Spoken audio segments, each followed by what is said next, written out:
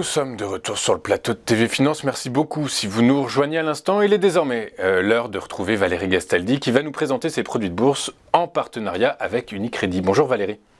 Bonjour Louis-Antoine. Bonjour, merci beaucoup d'être avec nous ce matin Valérie, comme tous les mercredis matins. Vous êtes stratégiste chez Day by Day. Valérie, aujourd'hui c'est une journée très importante.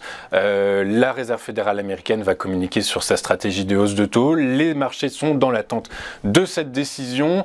Ceci étant, l'indice phare parisien CAC 40 continue malgré tout de grappiller point sur point. Oui, il reste en tendance haussière, effectivement. Il a du mal à réellement franchir le pas. Bien entendu, l'inflation d'hier a été publiée, elle était plutôt favorable parce que plus faible qu'attendu. On peut la lire. Si on est pessimiste et qu'on veut voir le mauvais côté des choses, il y avait aussi des éléments qui pouvaient ne pas satisfaire. Mais bien entendu, ce qui va être le plus important pour les investisseurs et ce qui va vraiment les renforcer dans leurs opinions, c'est ce que les banques centrales feront comme interprétation de cette donnée quant à leur évolution des taux d'intérêt en 2023. Donc on est toujours dans l'expectative. Alors ce qui est important de savoir, c'est que on a des indices qui, en Europe, sont forts, plus forts qu'aux États-Unis, et qui sont dans des consolidations qui, a priori, sont plutôt des consolidations haussières, parce que ça fait 3 semaines qu'on a du mal à bouger, mais qu'on garde un biais haussier. Et une consolidation haussière dans un biais haussier, il faut faire attention parce qu'il y a plus de chances pour que ça soit suivi d'une accélération haussière que d'un retournement de tendance. Je parle bien de probabilité, il n'y a rien que l'on sache de façon certaine à aucun moment.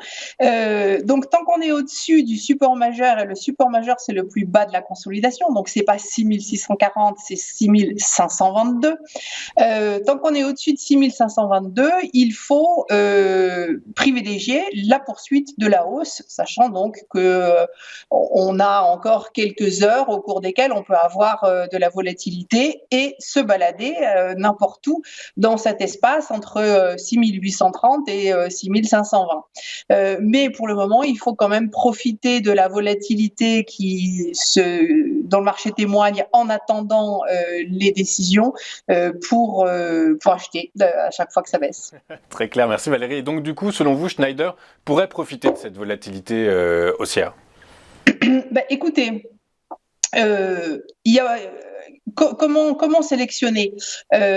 Alors, Schneider a cet atout que au cours de l'année, elle a rebondi à 2 reprises à proximité de 109-110 euros. C'est le niveau le plus épais que vous distinguez peut-être sur notre graphique.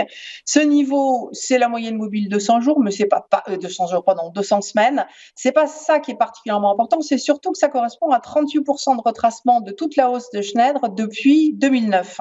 Ça, c'est un niveau clé parce que, en fait, ça veut dire que, a priori, la tendance de long terme, celle qui existait depuis 2009, ne s'est pas encore achevée. Alors peut-être que plus tard, elle nous donnera des signes d'achèvement, mais pour le moment, comme elle ne s'est pas encore achevée, ça veut dire qu'on a une probabilité qui est non négligeable de retourner tester les sommets à 175 euros. On vaut 140 autour, alors on n'est pas obligé de viser aussi loin ensemble pour ce produit de bourse, mais on est quand même dans le cadre d'une valeur qui conserve une tendance haussière, long terme, et qui s'est établie déjà au-dessus des précédents sommets de 2022, puisqu'on a franchi le niveau à 135-136. Donc voilà, des éléments de long et moyen terme déjà qui sont plutôt favorables sur Schneider. Alors effectivement, les 175 euros à long terme, ça semble effectivement peut-être un peu trop probabilistique. Du coup, quel objectif pour vos produits de bourse? Alors, dans un premier temps, on va retenir un objectif.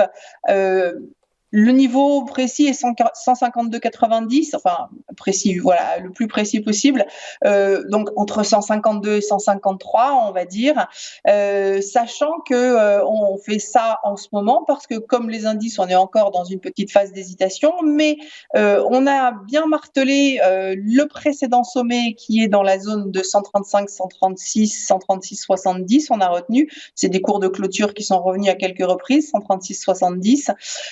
On l'a bien martelé cette semaine et la semaine dernière, et il tient. Donc en fait, on a un niveau d'invalidation, un stop qui n'est pas trop éloigné, sous 136,70 en clôture et 135 en intraday, avec un objectif donc à 152, 153. Ok, très clair.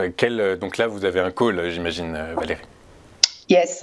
D557T, c'est un call. Alors, c'est drôle, on a trouvé hier soir 2 leviers équivalents pour les produits haussiers et baissiers à 7,06. On a vérifié plusieurs fois, mais c'était bien la même chose. Donc, un call avec un niveau une barrière à 120,96, on va dire 121. Un levier donc de 7,06.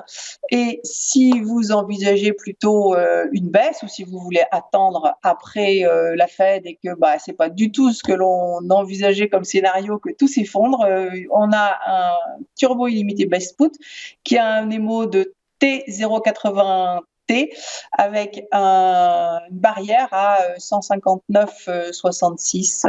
Voilà. Et des brouettes. Merci beaucoup Valérie pour votre analyse, vos explications et votre œil. Je rappelle que les produits que vous présentez dans vos produits de bourse en partenariat avec Unicredit sont des produits très spéculatifs, que l'AMF les classe dans la catégorie 7 et qu'ils sont donc destinés à des investisseurs très aguerris. Merci beaucoup Valérie. Valérie Gastaldi, stratégiste chez Day by Day.